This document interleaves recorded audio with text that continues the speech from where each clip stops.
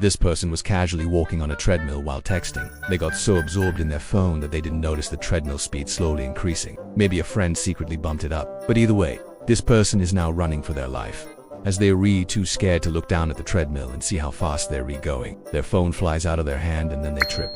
Oh my god, they slide off the end of the treadmill and almost hit the floor. But thankfully they grab on just in time. But now they're hanging on for dear life. Their legs are shaking. They can't even breathe properly. But slowly, ever so slowly, they start to make their way off the treadmill. Thankfully, someone is there to help them and they make it off without even getting a scratch. But this person wasn't so lucky. They were just walking on the treadmill casually while looking at their phone. They didn't see the speed increase, but thankfully the person next to them did. Whoa, dude, slow down. But it was too late. This guy was now running as fast as he could. His face was red. His eyes were wide. He was struggling to breathe. The person next to him tried to grab his phone, but it was too quick for him. It slipped out of his hand and smashed on the floor.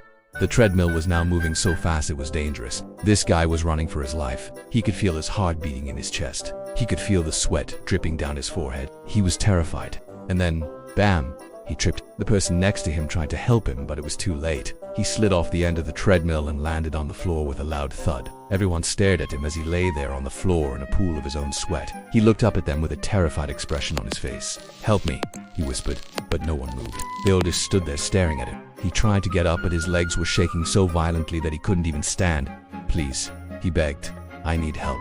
But nobody came to help him. They all just stood there watching him. Do you think it's funny to watch someone suffer like that? What would you do if you saw someone in that situation? Let me know in the comments below. He was lying on the floor for what felt like hours, but it was really only a few minutes. Finally, someone came over and helped him off the floor. He was so embarrassed. He wanted to disappear. As he walked away, he heard people laughing and pointing at him.